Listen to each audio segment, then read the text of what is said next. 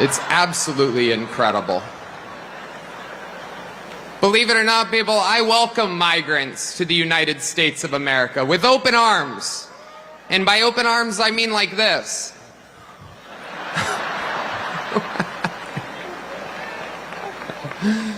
It's wild. And these Latinos, they love making babies too. Just know that. They do. They do. There's no pulling out. They don't do that. They come inside, just like they did to our country. Republicans are the party with a good sense of humor.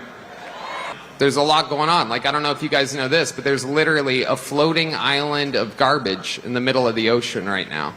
Yeah. I think it's called Puerto Rico. Okay, all right.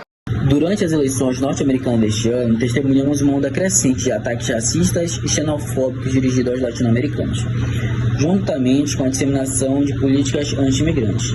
Em um comício de Donald Trump, por exemplo, um comediante fez declarações ofensivas, afirmando que os latinos adoram fazer bebês e que o Porto Rico seria uma ilha flutuante de lixo. Ao afirmar que os latinos adoram fazer bebês, o comediante recorre a um estereótipo antiquado e simplista, que associa a população latino-americana a comportamentos considerados inferiores ou irracionais. Essa visão perpetua a ideia de superpopulação e famílias numerosas de forma sensacionalista, ignorando a complexidade das realidades vividas por esses povos. Ela reduz uma cultura rica e diversa a um clichê desrespeitoso, desconsiderando as diversas histórias, desafios e conquistas dessas comunidades. No caso do Porto Rico, a piada do comediante se referindo a ela como uma ilha de lixo é igualmente respeitosa. Ela minimiza a tragédia humanitária enfrentada pelo povo após o furacão Maria e ignora a luta contínua pela autonomia política. O furacão Maria deixou um rastro de destruição nesta quarta-feira em Porto Rico. A prefeita de San Juan, Carmen Yulín Cruz, declarou: "Nossa vida como conhecíamos mudou", ao perceber o que chamou de devastação praticamente absoluta. O governador Ricardo Rossello escreveu no Twitter ter pedido ao presidente Donald Trump para que ele declarasse Porto Rico, que é um território americano, como zona de desastre. Depois de tocar terra com ventos de 250 km por hora, o olho do furacão começou a atravessar a ilha, se movendo a 19 km por hora. Mais da metade da ilha estava sem luz e as comunicações falhavam. Maria chegou a Porto Rico depois de atingir as Ilhas Virgens Americanas e deixar pelo menos 2 mortos nas Antilhas Francesas. Os meteorologistas preveem que o furacão avance depois para o norte, beirando a costa da República Dominicana entre a noite de quarta e quinta-feira.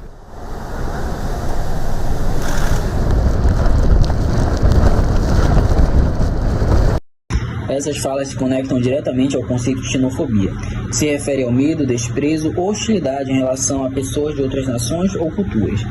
A xenofobia é alimentada por estereótipos e preconceitos muitas vezes associados à ideia de que a identidade e os valores do grupo dominante são superiores e devem ser protegidos contra influências externas. A brasileira foi espancada e vítima de xenofobia nos Estados Unidos. A vítima perdeu um dente e teve o braço deslocado. A agressora foi presa e liberada após pagar fiança. O caso aconteceu na noite da última quarta-feira, mas ganhou repercussão nesta segunda. De acordo com a imprensa local, a norte-americana gritou para a brasileira que voltasse para o seu país. Em seguida, ela parou seu veículo em frente à brasileira, desceu e começou a agredi-la com socos na cabeça, no rosto e no estômago. As declarações do comediante não apenas reforçam os estereótipos racistas e preconceituosos, mas também fomentam a marginalização de grupos que são vistos como diferentes ou até ameaçadores pela sociedade dominante.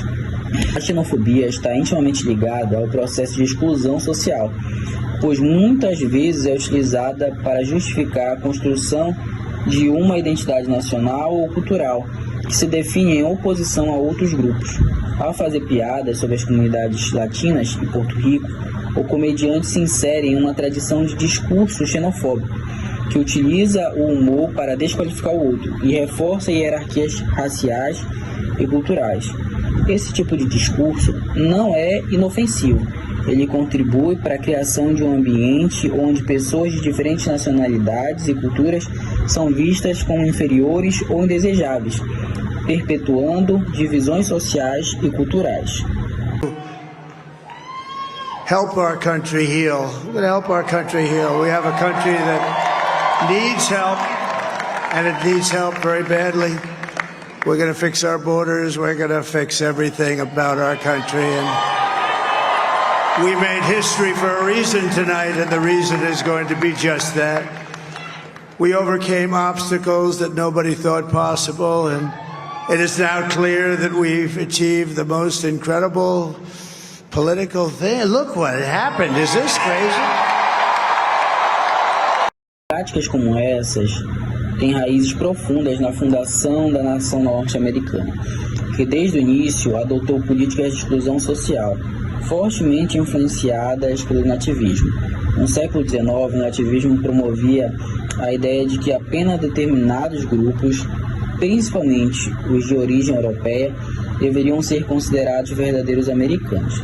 Essas políticas estabeleciam critérios rígidos para a naturalização, buscando privilegiar perfis específicos de imigrantes e excluir outros. O nativismo, baseado na defesa de uma identidade nacional homogênea, alimentou práticas discriminatórias contra imigrantes e minorias, perpetuando divisões raciais e sociais. O impacto dessas ideologias pode ser observado na evolução da política de imigração dos Estados Unidos.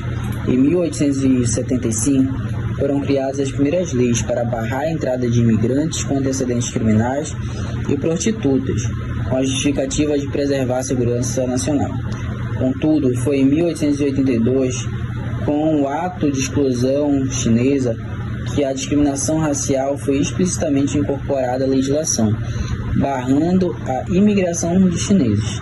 Essa medida foi impulsionada por temores econômicos e culturais, como a concorrência de empregos e a percepção de que os chineses eram culturalmente incompatíveis com os valores americanos.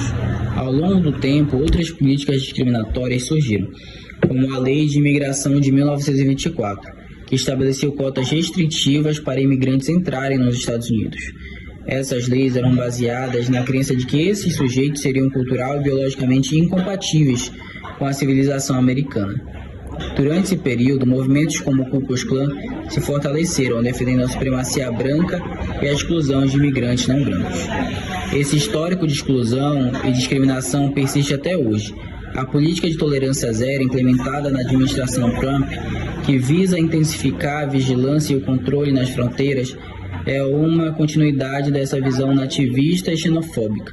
A construção do muro entre os Estados Unidos e o México é um exemplo claro de que essas ideologias ainda moldam as políticas contemporâneas, com o objetivo de barrar a imigração mexicana e refugiados que fogem das crises políticas, sociais e econômicas em seus países de origem. O muro não é apenas uma barreira física, mas também um símbolo da hostilidade em relação aos outros e da persistente crença de que a identidade americana deve ser protegida a todo custo.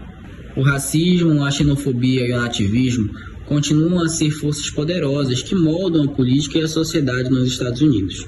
As piadas e os discursos ofensivos, como os do comediante, são apenas um reflexo das tensões históricas e das ideologias discriminatórias que ainda estão profundamente enraizadas na cultura política do país. Donald John Trump, o magnata americano que sempre foi uma persona ligada a falas e discursos polêmicos. Do lançamento da sua campanha à candidatura à presidência dos Estados Unidos em 2016 até chegar ao poder em 2017 e cumprir um mandato até 2021, foi um percurso político foi marcado por falas e temas polêmicos, principalmente ligados a racismo e a islamofobia. Os supremacistas americanos adotaram os discursos de Donald Trump como falas pessoais. Os slogans Make America Great Again e America First foram centrais para a campanha e o governo de Donald Trump, ressoando com milhões de eleitores. Mas o que esses slogans realmente simbolizam? E quais foram as implicações desses discursos para a sociedade americana? Em 2016, Donald Trump adotou o slogan Make America Great Again, que que significa tornar a América grande novamente. Para seus apoiadores, essa frase simbolizava um desejo de restaurar empregos, fortalecer a economia americana e reforçar a segurança nacional. Mas críticos enxergaram uma camada mais profunda nesse retorno ao passado. Para eles, o slogan remetia a um período da história americana marcado pela exclusão e pela discriminação racial. Os críticos argumentam que esse retorno à grandeza simbolizava um tempo em que as normas sociais e econômicas favoreciam brancos e homens, antes dos avanços dos direitos civis e das reformas pela igualdade racial. Esse slogan, para alguns grupos de supremacia branca, significava recuperar uma América que consideravam perdida para a diversidade e para as mudanças sociais. Em comícios, o discurso de Trump também destacava ameaças à cultura e à identidade americana, muitas vezes vinculadas à imigração e à criminalidade. Outro pilar da campanha e do governo de Trump foi o slogan America First, em português, América em primeiro lugar. Ele usava essa frase para justificar políticas protecionistas, tarifas em produtos estrangeiros e, principalmente, medidas para limitar a imigração. Embora essa ideia de priorizar os interesses nacionais tenha ressoado muito bem para os americanos, críticos apontam que o slogan America First trazia consigo ecos de movimentos nativistas do início do século XX, que defendiam uma América essencialmente branca. Para alguns nacionalistas brancos, a frase significava a proteção de uma identidade racial e cultural apenas branca, reforçando ideologias de exclusão e xenofobia. Republicans, rank and file, believe the way I believe, and many working Democrats feel exactly the same way.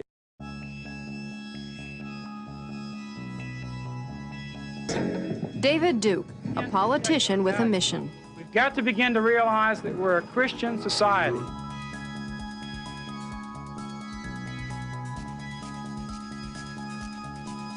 Duke is young, attractive, and his message appeals to many frustrated white voters who believe the civil rights movement has gone too far. He repeatedly tells them they are victims of reverse discrimination and that their taxes are being squandered on welfare mothers. One reason why the welfare system is out of control is because we have a massive illegitimate welfare birth rate in this country.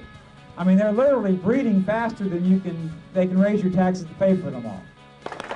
David Duke has been repudiated by his party, vilified by his opponents, exposed as a racist in this TV commercial. My victory. And yet a large number of voters support Duke in his race against the incumbent Democrat. No governo de Trump, a imigração foi tratada como uma questão de segurança nacional, desde o início de sua campanha. Trump vinculou a imigração a temas como criminalidade e perda de identidade cultural. Ele sugeria que imigrantes representavam uma ameaça ao país, uma invasão que deveria ser contida. Essa generalização reforçou estereótipos racistas, especialmente contra latinos. As políticas adotadas pelo governo de Trump, como a tolerância zero na fronteira com o México e o banimento de cidadãos de países muçulmanos, intensificaram essa retórica. Em 2017, uma das primeiras ordens executivas de Trump foi o Muslim Ban, ou banimento muçulmano, restringindo a entrada de cidadãos de países de maioria muçulmana nos Estados Unidos. For a total and complete shutdown of Muslims entering the United States until our country's representatives can figure out what the hell is going on.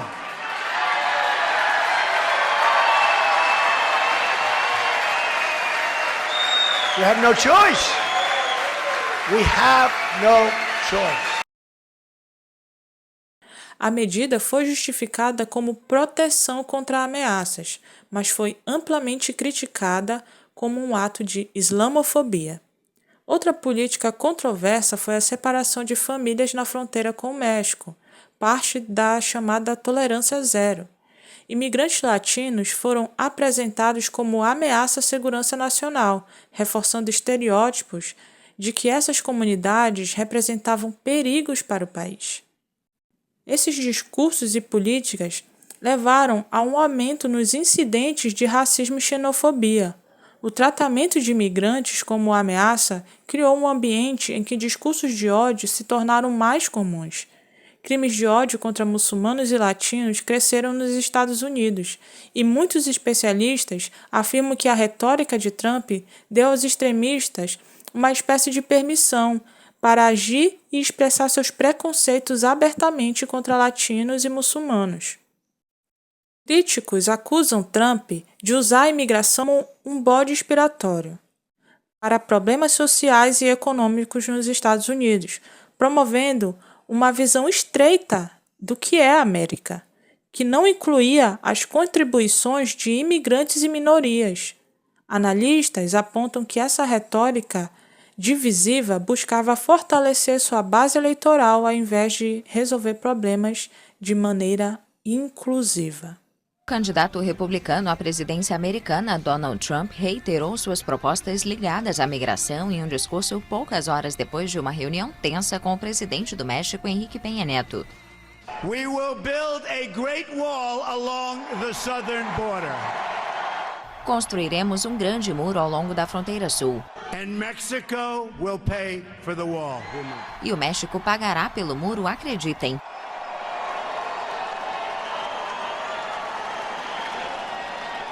100%. 100%. Eles não sabem, mas vão pagar. They don't know it yet, but they're going to pay for the wall. O tema gerou controvérsia quando o candidato disse a jornalistas que não havia tratado o assunto com Peña Nieto, mas o mexicano o desmentiu no Twitter, garantindo que deixou claro no início da conversa que o México não vai pagar pelo muro. We didn't discuss that.